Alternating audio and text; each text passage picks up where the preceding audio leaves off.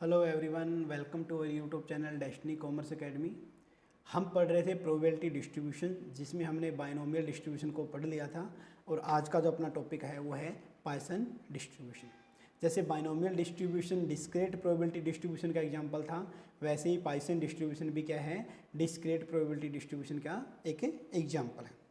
इसका यूज़ जो किया जाता है वो फिजिकल और सोशल साइंस, यानी कि फिजिकल साइंस और सोशल साइंस में किया जाता है। ये आपको ध्यान रखना। जैसे बाइनोमियल है वो सक्सेस को रिप्रेजेंट करता है, वैसे ही जो पॉइसन है वो आपका रेयर इवेंट, या जैसे आप बोल सकते हो कि फेलियर को दिखाता है। किसको दिखाता है? फेलियर को। जैसे कि एग्जांपल अगर हम बात करते हैं, number of printing mistake in a book. अब जैसे नेगेटिव सेंस को ढूंढना, ये क्या कहलाता है? Poisson distribution. ठीक है, अर्थ का भूकंप आने के चांसेस। तो ये सारा का सारा क्या है, अगर ऐसी कोई स्टेटमेंट है तो हम वहाँ पर हम पॉइसन डिस्ट्रीब्यूशन लगाते हैं। कब ये डिस्कवर किया गया था, किसके द्वारा किया गया था, ये पढ़ना जरूरी है। फ्रेंच मैथमेटिशियन थे, 1837 में इसको डिस्कवर किया गया था। किसके द्वारा किया गया था? सिमोन डी पॉइसन के द्वारा। ठीक है, और इसको क्या बोला जाता है? लॉ ऑफ इम्प्रोबेबल इवेंट भी बोलते हैं। पॉइसन डिस्ट्रीब्यूशन को क्या बोलते हैं?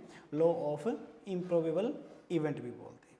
ठीक है, तो पॉइसन डिस्ट्रीब्यूशन में be obtain as a limiting form of binomial distribution. अब अगर आपको बाइनोमियल डिस्ट्रीब्यूशन की फीचर या करैक्टरिस्टिक्स पता है और पॉइसन की पता है, तभी आप इसको कन्वर्ट कर पाओगे। जैसे बाइनोमियल डिस्ट्रीब्यूशन में जो मीन निकलता है वो NP होता है। ठीक है, जो स्टैंडर्ड डेविएशन होता है वो NP/Q अंडर द रूट होता है, और जो वेरियांस होता है वो क्या कहलाता है? NP/Q होता है। ठीक है, और जो n की वैल्यू होती है वो लिमिटेड होती है, फिनाइट बोल सकते हो या फिनिट बोल सकते हो। फिनिट होती है, क्या होती है? लिमिटेड या फिनिट होती है। ये फीचर किसके थे? सर, बाइनोमियल के थे। अब पॉइसन के फीचर अगर आपको पता हो तो काम चल जाएगा। तो पॉइसन के फीचर क्या हैं? सर, n जो होता है वो इन्फिनिटी की ओर होना चाहिए। ठीक है, जो मीन जो दे रखा है वो m के इक्वलेंट होता है। ठीक है, स्टैंडर्ड डेविएशन जो होता है वो भी m के इक्वलेंट होता है। ये सारी चीज़ें हम पढ़ते हैं वेरियांस टाइप का, उसके रिगार्डिंग।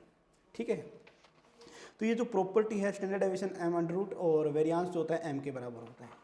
ये सारे फीचर्स अगर आपको पता है बाइनोमियल के, तो उसको पॉइसन की प्रॉपर्टी, अगर देखो बाइनोमियल से पॉइसन में कन्वर्ट करना है तो पॉइसन की प्रॉपर्टी आपको पता होनी चाहिए। पॉइसन से बाइनोमियल में कन्वर्ट करना है तो बाइनोमियल की प्रॉपर्टी आपको पता होनी चाहिए। ठीक है, सिंपल सा रूल है यहाँ पर। तो देखिए फर्स्ट वन हम क्या दिया गया है, नंबर 1। सबसे पहले, and the number of trial is indefinitely large. क्योंकि बाइनोमियल के अंदर क्या था सर? जो n था वो फाइनाइट था, और पॉइसन के अंदर क्या है प्रॉपर्टी? n जो होना चाहिए क्या? इन्फिनिटी हो। तो पॉइसन अगर इस n को इन्फिनिटी की तरफ लेके जाएंगे तो बाइनोमियल क्या बन जाएगा? पॉइसन बन जाएगा। सिंपल सा रूल है। बाइनोमियल में सक्सेस p को दिखाया गया था, उसकी मात्रा ज़्यादा थी, यानी कि आप अब बोलो कि टोटल 1 है प्रोबेबिलिटी 1 में से इसका 50+ चलता था। कितना चलता था? 50+ चांसेस थे सक्सेस के। इसी तरह से अगर मैं पॉइसन की बात करता हूँ तो वहाँ पर फेलियर को दिखाएंगे। किसको दिखाएंगे? फेलियर। यानी कि प्रोबेबिलिटी ऑफ सक्सेस अगर जहाँ पर छोटी हो, यानी कि P 0 की तरफ जाए और Q 1 की तरफ जाए। अगर इसका अपोजिट करते हैं तो ये बाइनोमियल की प्रॉपर्टी है, और इसी को लेके चलते हैं जो लिखा गया है यहाँ पर, तो ये पॉइसन की प्रॉपर्टी है। ठीक है, एवरेज सक्सेस को NP equivalent to the positive finite quantity. NP किसके? m के बराबर। जैसे वहाँ पर मीन को NP दिखाते थे बाइनोमियल में, पॉइसन में मीन को m से डिनोट करते हैं। किससे डिनोट करते हैं? m से। बस ये फीचर से आपको पता है तो इसमें और ज़्यादा कुछ नहीं है। अब बात करते हैं अजम्पशंस की। सबसे पहले किसके बारे में बात करेंगे? अजम्पशंस कौन कौन सी है पॉइसन डिस्ट्रीब्यूशन की। तो पहला आता है कि हैपनिंग और नॉन हैपनिंग, कोई भी इवेंट है वो इफेक्ट नहीं डालता, यानी कि इंडिपेंडेंट होते हैं। आप ये बोल सकते हो कि एक इवेंट जो है दूसरे पे कैसे क्या होता है? इंडिपेंडेंट होता है। ठीक है, इसके अलावा जो possibility of happening more than 1 event is very small. मतलब हैपनिंग का मतलब होता है, यहाँ पर अगर मैं समझाने के लिए बोलता हूँ, सक्सेस के बारे में बात कर रहा है। किसके बारे में बात कर रहे हैं? सक्सेस। और नॉन हैपनिंग किसके बारे में बात कर रहे हैं?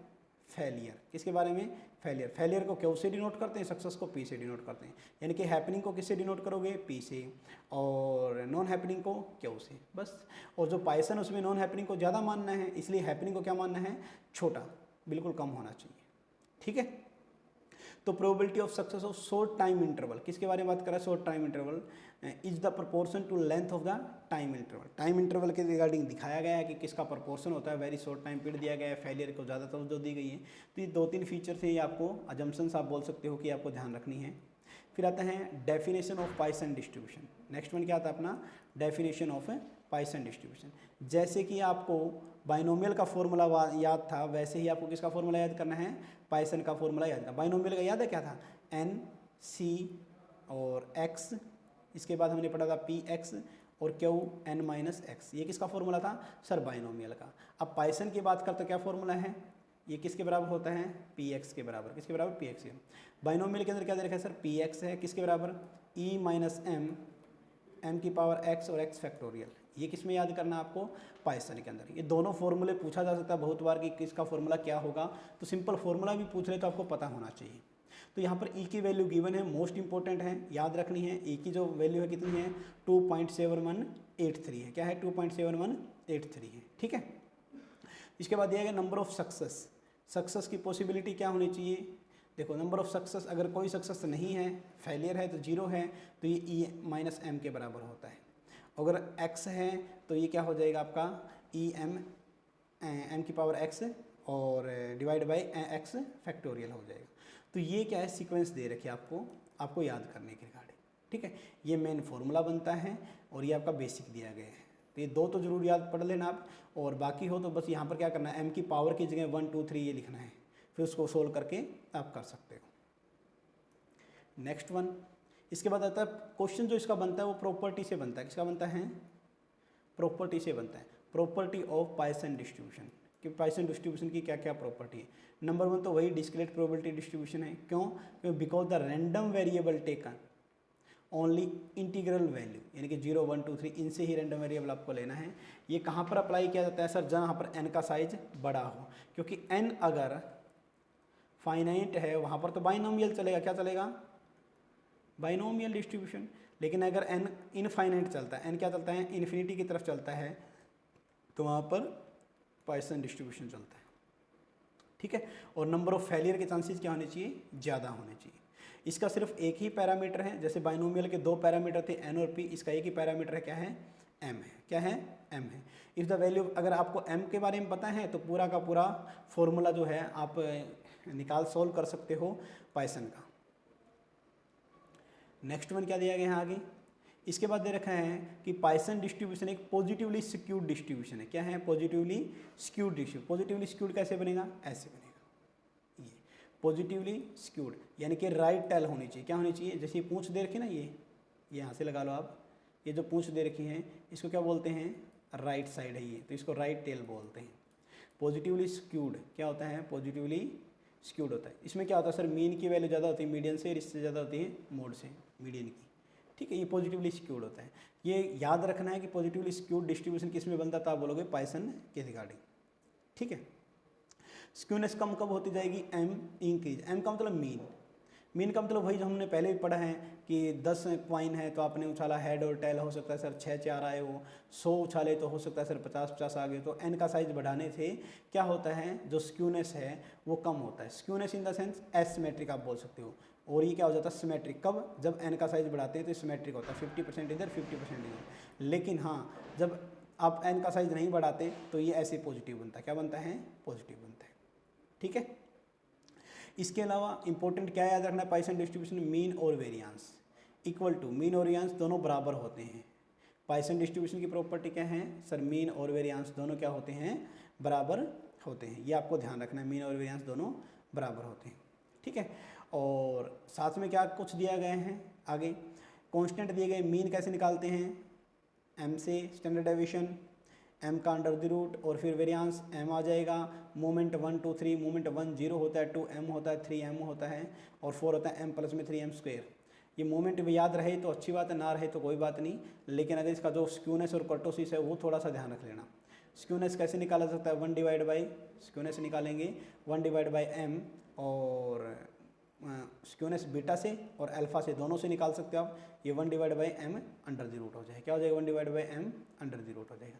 एक डायग्राम जो बनाया गया है ये देखिए आप, क्या बनाया गया है, ये जो डायग्राम बनाया गया है यहाँ पर, कि जैसे जैसे मीन की हाइट बढ़ाओगे तो ये नॉर्मल की तरफ जाएगा। जो ऊपर क्वेश्चन आया था उसी के बारे में बात कर रहा है। जैसे जैसे मीन का मतलब, जैसे पहले 10 था फिर 100 हो गया, तो इस टाइम मीन की हाइट बढ़ाने से क्या हो जाएगा, ये नॉर्मल डिस्ट्रीब्यूशन की ओर जाता है, ठीक है।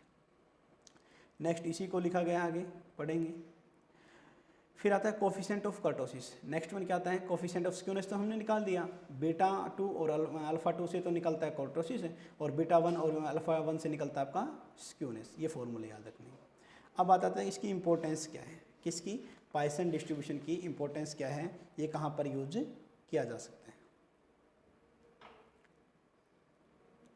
तो फर्स्ट वन देखो क्या दे रखा है, पॉइसन डिस्ट्रीब्यूशन फिजिक्स, बायोलॉजी और इकोनॉमिक्स में इसका यूज किया जाता है।